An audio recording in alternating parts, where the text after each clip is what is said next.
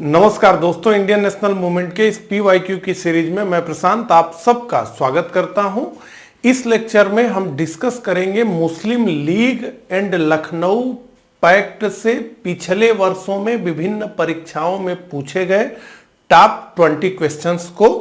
तो चलिए इस सीरीज की शुरुआत करते हैं, लेकिन उससे पहले मैं आपको बताना चाहूंगा कि हमने RO, ARO, प्रीलिम्स और मेंस के लिए एक इंटीग्रेटेड कोर्स लॉन्च किया है। तो अगर आप RO, ARO एग्जाम की तैयारी कर रहे हैं तो आपके लिए ये कोर्स बहुत ही हेल्पफुल होगा, क्योंकि इसमें हम शुरुआत से सारी चीज़ों को आपको पढ़ाते हैं वीडियो लेक्चर्स के माध्यम से। साथ ही हम PDF भी देते हैं, प्रीलिम्स के लिए भी टेस्ट सीरीज देते हैं और मेंस के लिए हम जो है एक प्रैक्टिस बैच भी बनाते हैं, जिसमें आपकी कॉपी वगैरह को जो है हम जांचने का काम करते हैं।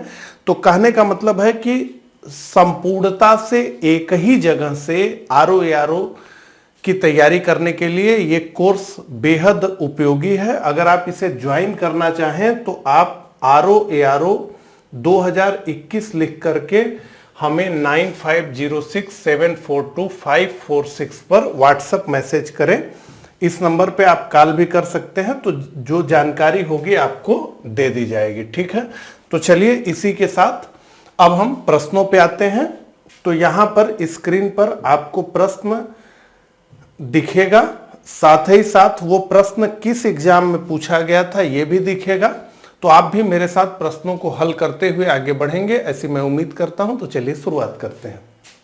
पहला प्रश्न, निम्नलिखित में से किसने ऑल इंडिया मुस्लिम लीग की स्थापना की? तो ये BPSC प्री 1996 और UPSC प्री 2007 में पूछा गया कि निम्नलिखित में से किसने ऑल इंडिया मुस्लिम लीग की स्थापना की? सर सैयद अहमद खान, सर मोहम्मद इकबाल, आगा खान, नवाब सलीमुल्लाह खान। तो हम ये मानते हैं कि मुस्लिम लीग के गठन का बीज बंगाल विभाजन में ही छुपा था। तो 1905 में बंगाल का विभाजन किया गया और एक मुस्लिम बहुमत वाले प्रांत का गठन कर दिया गया, बंगाल को विभाजित करके, जिसे कहा गया पूर्वी बंगाल और आसाम। इस नए प्रांत पूर्वी बंगाल और आसाम में मुसलमानों को बहुमत मिल गया, वो मेजॉरिटी में आ गए। और इसके बाद जो है दिसंबर 1906 में एक all India Mohammedan educational conference का आयोजन ढाका में किया गया, जो कि पूर्वी बंगाल और आसाम की राजधानी थी। तो इसी all India Mohammedan educational conference के स्वागत समिति के अध्यक्ष थे ढाका के नवाब सलीमुल्लाह। तो ढाका के नवाब सलीमुल्लाह ने ही प्रस्तावित किया कि हमें जो है मुसलमानों के लिए एक राजनीतिक पार्टी बनानी चाहिए। तो इसलिए हम ये मानते हैं कि D हमारा उत्तर है, नवाब सलीमुल्लाह खान। आगा खान मुस्लिम लीग के पहले अध्यक्ष थे और मुस्लिम लीग का मुख्यालय लखनऊ में था। ठीक है, तो अब बढ़ते हैं दूसरे प्रश्न पे। मुस्लिम लीग की स्थापना हुई थी, कहां पर हुई थी? लाहौर में, दिल्ली में, कलकत्ता में, ढाका में। तो निश्चित रूप से मुस्लिम लीग की स्थापना 1906 में ढाका में हुई थी।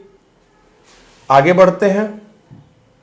अखिल भारतीय मुस्लिम लीग की स्थापना किस वर्ष में हुई थी? MPPCS प्री 2014 में पूछा गया प्रश्न है। 1905, 1904, 1907, 1906। तो निश्चित रूप से D हमारा उत्तर है 1906। अगले प्रश्न को देखते हैं। मुस्लिम लीग का प्रथम अध्यक्ष कौन था?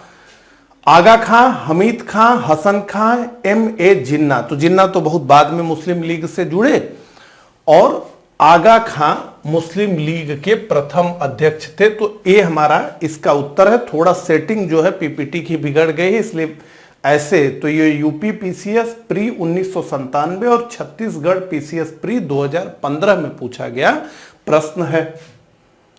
अब आगे बढ़ते हैं। 1907 में मुस्लिम लीग का वार्षिक अधिवेशन हुआ था। तो 1906 में मुस्लिम लीग की स्थापना हुई थी और 1907 में मुस्लिम लीग का अधिवेशन कहां हुआ था यह पूछा जा रहा है।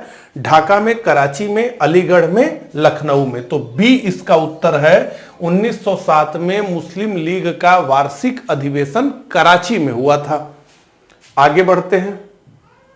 मुस्लिम लीग ने अपना वार्षिक अधिवेशन नियमित रूप से प्रारंभ किया था 1916 से, 1919 से, 1924 से, 1925 से। तो ये जो है बीपीएससी री एग्जाम 2020 में पूछा गया प्रश्न है। देखिए, मुस्लिम लीग का जो वार्षिक अधिवेशन था वो कभी भी नियमित नहीं रहा। 1907 में कराची में हुआ, 1908 में अमृतसर में हुआ लगातार, लेकिन नियमित इसके अधिवेशन नहीं होते रहे। और जो ये डेट्स दिए गए हैं इसमें तो बिल्कुल नहीं। तो इसका उत्तर हमारा है 6 का ई। ठीक है, उपयुक्त में से कोई नहीं। अगला, निम्नलिखित वक्तव्यों पर विचार कीजिए। तो क्या वक्तव्य हैं? लीग ने कांग्रेस के मुस्लिम जनता के साथ मिलकर उद्देश्य पूर्ति में लगाने के अधिकार को मानने से मना कर दिया। कारण आर, वैसा अधिकार अकेली मुस्लिम लीग का ही था। अब इस प्रश्न को समझना ही बड़ा मुश्किल है कि ये पूछा क्या जा रहा है। अब इसका जो है इंग्लिश वर्जन नहीं था मेरे पास, उसमें क्या लिखा हुआ है यह स्पष्ट नहीं हो पाया। नहीं तो हिंदी में इस प्रश्न को पढ़ करके इसका उत्तर देना बहुत मुश्किल काम है। समझ ही नहीं आ रहा है क्या लिखा है। लीग ने कांग्रेस के मुस्लिम जनता के साथ मिलकर उद्देश्य पूर्ति में लगाने के अधिकार को मानने से मना कर दिया। क्या मतलब हुआ इसका? तो मोटे तौर पे यहां पर यह कहा जा रहा है कि मुस्लिम लीग ने यह कहा कि मुस्लिम लीग ही मुसलमानों की एकमात्र प्रतिनिधि है और कोई भी संस्था भारत में मुसलमानों की प्रतिनिधि संस्था नहीं है। कांग्रेस के अंदर मुसलमान को रहना है, रहे। मौलाना आजाद तो 6 वर्षों तक लगातार कांग्रेस के अध्यक्ष रहे और सबसे कम उम्र में कांग्रेस के अध्यक्ष बनने वाले थे वो, जो कि मुसलमान थे। लेकिन मुस्लिम लीग ने स्पष्ट रूप से कहा कि मौलाना आजाद मुसलमानों की आवाज नहीं है। तो ये बात। दूसरा, वैसा अधिकार अकेली मुस्लिम लीग का ही था। तो वैसा अधिकार अकेली मुस्लिम लीग का ही नहीं था, ये तो जबरदस्ती बात की जा रही थी जिन्ना के द्वारा। ऐसा अधिकार मुस्लिम लीग को नहीं मिला था, यह जबरदस्ती की बात थी।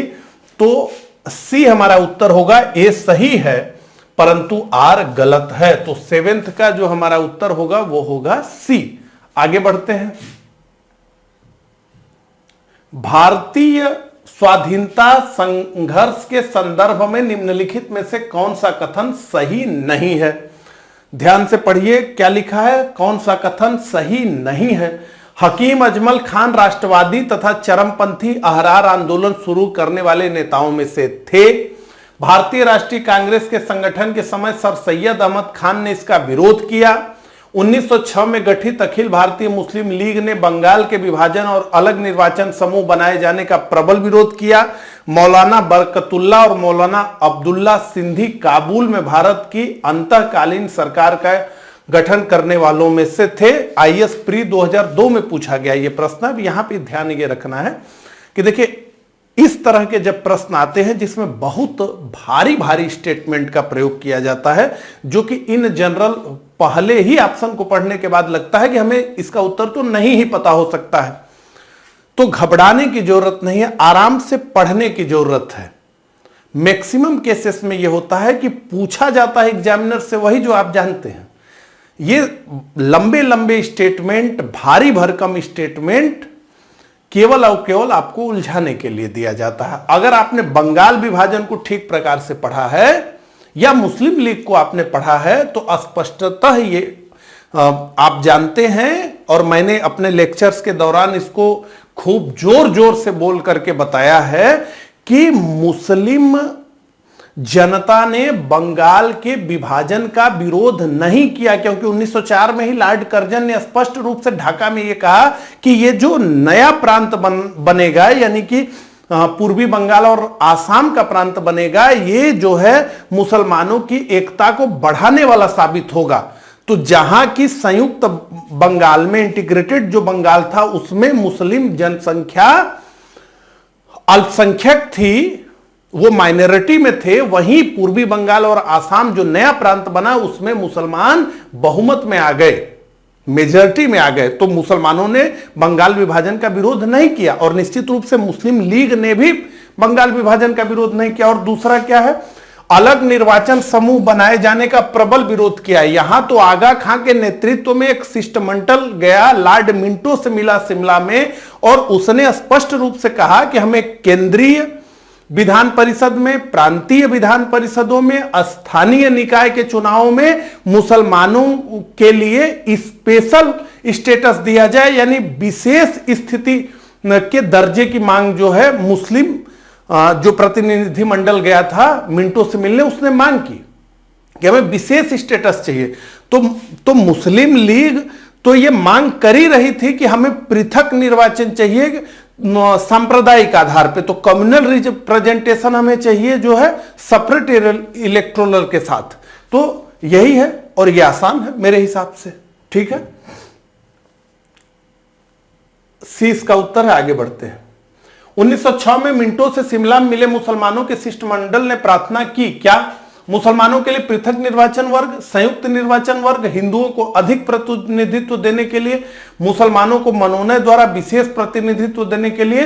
तो 1906 में मिंटो से शिमला में मिले मुसलमानों के शिष्टमंडल ने प्रार्थना की मुसलमानों के लिए पृथक निर्वाचन वर्ग के लिए, यानी कि जैसा कि मैंने आपको बताया कि केंद्रीय विधान परिषद में, प्रांतीय विधान परिषदों में, स्थानीय निकाय के चुनावों में मुसलमानों के लिए स्पेशल स्टेटस की मांग की गई, विशेष दर्जे की मांग की गई, ठीक है। और वो विशेष दर्जा कुछ और नहीं था बल्कि सेपरेट इलेक्टोरल था, यानी पृथक निर्वाचन व्यवस्था थी। अगला, सन 1908 में अखिल भारतीय मुस्लिम लीग की एक लंदन शाखा की स्थापना हुई। आगा खां की अध्यक्षता में, अमीर अली की अध्यक्षता में, लिकायत अली खान की अध्यक्षता में, M.A. जिन्ना की अध्यक्षता में। तो IAS प्री 2001 में पूछा गया ये प्रश्न है। तो अमीर अली की अध्यक्षता में मुस्लिम लीग की एक शाखा लंदन में स्थापित हुई। तो हमारा इसका उत्तर है बी। आगे बढ़ते हैं।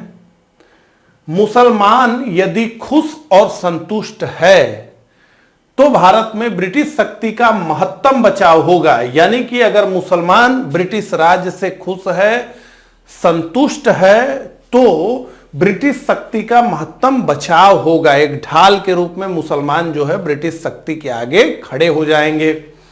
यह किसने लिखा? Herbert Risley, Lord Lytton, W.W. Hunter, H.N. Brailsford. तो W.W. हंटर इसका उत्तर हमारा है। द इंडियन मुसलमान नामक एक किताब इन्होंने लिखी थी और उसी में इन्होंने ये लिखा था कि मुसलमान यदि खुश और संतुष्ट है तो भारत में ब्रिटिश शक्ति का महत्तम बचाव होगा। अगला, दिसंबर 1916 में इंडियन नेशनल कांग्रेस तथा इंडियन मुस्लिम लीग ने एक ही समय अपने अधिवेशन आयोजित किए। तो अब हमने मुस्लिम लीग से जुड़े हुए प्रश्नों को देख लिया। अब हम बढ़ गए हैं लखनऊ पैक्ट की तरफ। तो लखनऊ पैक्ट से जुड़ा ये पहला प्रश्न। दिसंबर 1916 में इंडियन नेशनल कांग्रेस तथा इंडियन मुस्लिम लीग ने एक ही समय अपने अधिवेशन आयोजित किए। कहां पर किए? अलीगढ़ में किए, इलाहाबाद में, लखनऊ में, लाहौर में। तो लखनऊ में 1916 में अंबिका चरण मजमूदार की अध्यक्षता में एक सम्मेलन का आयोजन हुआ और यहीं पर जो है मुस्लिम लीग और इंडियन नेशनल कांग्रेस ने एक साथ जो है अपने प्रस्ताव पारित किए।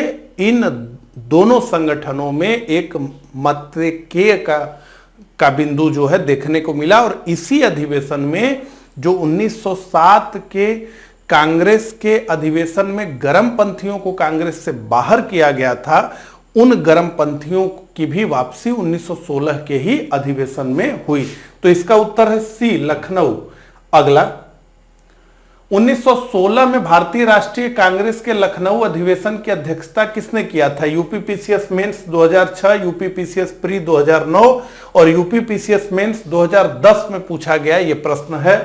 एनी बेसेंट ने, लाला लाजपत राय ने, मोतीलाल नेहरू ने, तो MC मजमूदार ने। तो AC मजमूदार इसका हमारा उत्तर है अंबिका चरण मजमूदार। तो डी इसका हमारा उत्तर है। आगे, कांग्रेस और मुस्लिम लीग के बीच प्रसिद्ध लखनऊ समझौते पर हस्ताक्षर हुआ, कब हुआ? 1913 में, 1914 में, 1915 में, 1916 में। तो 1916 में लखनऊ अधिवेशन के दौरान कांग्रेस और मुस्लिम लीग के बीच लखनऊ पैक्ट हुआ। अगला, अतिवादियों एवं उदारवादियों के पुनर्मिलन की प्रक्रिया में प्रमुख शिल्पी निम्न में से कौन था? तो किसने जो है कांग्रेस के दोनों धड़ों क्रमशः गरमपंथी और नरमपंथी को फिर से एक मंच पर लाने में अपना योगदान दिया, जो कि 1907 के सूरत अधिवेशन से अलग अलग हो गए थे? यह प्रश्न पूछा जा रहा है। तो देखिए, दो लोगों का नाम इसमें बहुत महत्वपूर्ण है और दोनों नाम होम रूल लीग आंदोलन के नेतृत्वकर्ताओं का है। एक तो एनी बेसेंट और दूसरे बाल गंगाधर तिलक यानी लोकमान्य तिलक का नाम। तो लोकमान्य तिलक का वेटेज ज्यादा है, लेकिन यहां ऑप्शन में लोकमान्य तिलक नहीं है, तो एनी बेसेंट यानी ए हमारा इसका उत्तर है। अगला, वर्ष 1916 में मुस्लिम लीग और कांग्रेस के मध्य किसने समझौता कराया था? बीजी तिलक ने, गोखले ने, एनी बेसेंट ने, जेएल नेहरू ने। तो बीजी तिलक इसका उत्तर है। तो देखिए, तिलक और एनी बेसेंट को कांग्रेस के गरमपंथी और नरमपंथी को फिर से एक मंच पे लाने का श्रेय दिया जाता है, और बाल गंगाधर तिलक और मोहम्मद अली जिन्ना को इस बात का श्रेय दिया जाता है कि उन्होंने मुस्लिम लीग और कांग्रेस के बीच लखनऊ पैक्ट कराया। तो यहां पे एक तो जो है कांग्रेस के दोनों धड़े मिले और दूसरा मुस्लिम लीग और कांग्रेस के बीच लखनऊ पैक्ट हुआ। तो लखनऊ पैक्ट के शिल्पीकार माने जाते हैं बाल गंगाधर तिलक और मोहम्मद अली जिन्ना, और कांग्रेस के दोनों धड़ों के मिलन का श्रेय दिया जाता है एनी बेसेंट और बाल गंगाधर तिलक को। ठीक है। अगला, कांग्रेस के 1916 के लखनऊ अधिवेशन में कौन सा मुख्य दूरगामी परिणाम वाला निर्णय लिया गया था? मुस्लिम लीग की पृथक निर्वाचन क्षेत्र की मांग स्वीकार की, कांग्रेस और मुस्लिम लीग का अस्थायी विलय हो गया, कांग्रेस का अध्यक्ष एक मुस्लिम व्यक्ति चुना गया, इनमें से कोई नहीं। तो मुस्लिम लीग की पृथक निर्वाचन क्षेत्र की मांग को स्वीकार कर लेना कांग्रेस द्वारा, यह बहुत महत्वपूर्ण कार्य हुआ था। हालांकि यह बहुत घातक कार्य था। जैसे ही 1909 के अधिवेशन के माध्यम से अंग्रेजों ने मुसलमानों को पृथक निर्वाचन व्यवस्था दी, उसका कांग्रेस ने जोरदार विरोध किया और उसने ये कहा कि भारतीय राष्ट्रीय आंदोलन को यह बांटने का कार्य किया जा रहा है, हिंदुओं को मुसलमानों से अलग आइडेंटिटी के रूप में स्थापित करने का प्रयास जो है अंग्रेजों के द्वारा किया जा रहा है, और यह अंग्रेजों के बांटो और राज करो के सिद्धांत का एक और उदाहरण है। तो कांग्रेस ने बहुत विरोध किया पृथक निर्वाचन व्यवस्था का, लेकिन उसी कांग्रेस ने मुस्लिम लीग और कांग्रेस एक साथ आ जाए राष्ट्रीय आंदोलन में, उन दोनों में समझौता हो जाए, इसके लिए अपने इस सिद्धांत का जो कि विरोध करता था पृथक निर्वाचन व्यवस्था को, उसको छोड़ दिया और मुस्लिम लीग को मिले पृथक निर्वाचन यानी मुसलमानों को मिले पृथक निर्वाचन व्यवस्था को अपनी मान्यता दे दी। और यह कहा जाता है कि यह जो लखनऊ पैक्ट था, इसने कहीं ना कहीं उस नींव को तैयार कर दिया जिस नींव पर अगले 30 वर्ष बाद भारत का विभाजन हुआ और अलग मुसलमानों के लिए एक देश पाकिस्तान का निर्माण हुआ। आगे बढ़ते हैं। कांग्रेस ने प्रथम बार मुस्लिम समुदाय के लिए पृथक निर्वाचन प्रणाली स्वीकार की, वह वर्ष था? तो निश्चित रूप से भी 1916। अगला, इंडियन नेशनल कांग्रेस और मुस्लिम लीग के बीच के का काल निम्न में से कौन प्रदर्शित करता है, यानी दोनों में जो है एक मत था, वो काल कौन सा प्रदर्शित करता है? 1906 से 11, 1916 से 22, 17 से 21, 40 से 46। तो 1916 से 22, 1916 वह वर्ष जिस वर्ष की लखनऊ पैक्ट हुआ, और उसके बाद 1920 में खिलाफत और असहयोग आंदोलन का प्रारंभ हुआ भारत में। खिलाफत आंदोलन थोड़ा सा पहले प्रारंभ हुआ, और हिंदू प्लस मुसलमान दोनों ने कंधे से कंधे मिलाकर के खिलाफत और असहयोग आंदोलन में एक साथ संघर्ष किया। हालांकि ये कभी नहीं भूलना चाहिए कि खिलाफत का जो आंदोलन था, जिसके पीछे मुसलमान खड़े थे, वो आंदोलन भारतीय राष्ट्रीय आंदोलन से कहीं तक नहीं जुड़ा था। खिलाफत का आंदोलन भारत में इसलिए चलाया जा रहा था कि तुर्की के खलीफा और उसके खिलाफत की रक्षा की जाए। प्रथम विश्व युद्ध में अंग्रेजों ने बुरी तरीके से तुर्की को पीटा था और उसको जो है कई टुकड़ों में ऑटोमन साम्राज्य को तोड़ना शुरू कर दिया था। तो यहां पे आंदोलन खिलाफत का इसलिए प्रारंभ हुआ कि ऑटोमन साम्राज्य की रक्षा की जाए, ऑटोमन साम्राज्य के सम्राट यानी जो कि पूरी दुनिया में मुसलमानों के खलीफा हैं, उनकी रक्षा की जाए और अंततः खिलाफत की रक्षा हो। इसके लिए भारत में जो है खिलाफत आंदोलन चल रहा था। उसी के दौरान असहयोग आंदोलन भी भारत में चल रहा था। तो 1916 से 1922 तक का काल हम मानते हैं, और उसके बाद जैसे ही असहयोग आंदोलन को गांधी जी ने वापस लिया, खिलाफत आंदोलन भी समाप्त हो गया, क्योंकि मुस्तफा कमाल पाशा ने उठा करके खिलाफत को फेंक दिया और जो है तुर्की को एक लोकतांत्रिक और जो है सेकुलर राष्ट्र के रूप में विकसित किया, आधुनिक राष्ट्र के रूप में। ठीक है, तो उसके बाद फिर तो मुस्लिम लीग और कांग्रेस की राह सदा के लिए अलग अलग हो गई।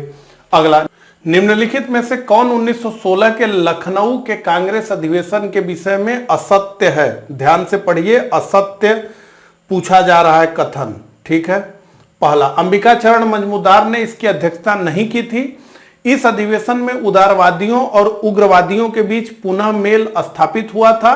महात्मा गांधी पहली बार चंपारण के किसानों की समस्याओं से अवगत कराए गए और उपरोक्त में से कोई नहीं। तो देखिए, अंबिका चरण मजमूदार ने ही 1916 के कांग्रेस के लखनऊ अधिवेशन की अध्यक्षता की थी, और यहां पे क्या है, अंबिका चरण मजमूदार ने इसकी अध्यक्षता नहीं की थी। तो ये हमारा इसका उत्तर है, यही असत्य है। अगला, निम्नलिखित भारतीय राष्ट्रीय कांग्रेस के किस अधिवेशन में महात्मा गांधी पहली बार चंपारण के किसानों की समस्याओं से अवगत कराए गए? बनारस अधिवेशन 1905, कलकत्ता अधिवेशन 1907, सूरत अधिवेशन 1907, लखनऊ अधिवेशन 1916। तो लखनऊ अधिवेशन 1916 में महात्मा गांधी ने भाग लिया था, और यहीं पर राजकुमार शुक्ल के द्वारा महात्मा गांधी को चंपारण के किसानों की समस्याओं से अवगत कराया गया। तो यूपी आरओ मेंस 2010 में पूछा गया ये प्रश्न था। तो इस प्रकार से हमने मुस्लिम लीग और लखनऊ पैक्ट से जुड़े हुए टॉप 21 प्रश्नों को देखा। मुझे कमेंट करके जरूर बताइएगा कि मेरा ये प्रयास आपको कैसा लगा। मिलता हूं इसी तरह के अगले लेक्चर में, तब तक के लिए आप सभी को नमस्कार, धन्यवाद।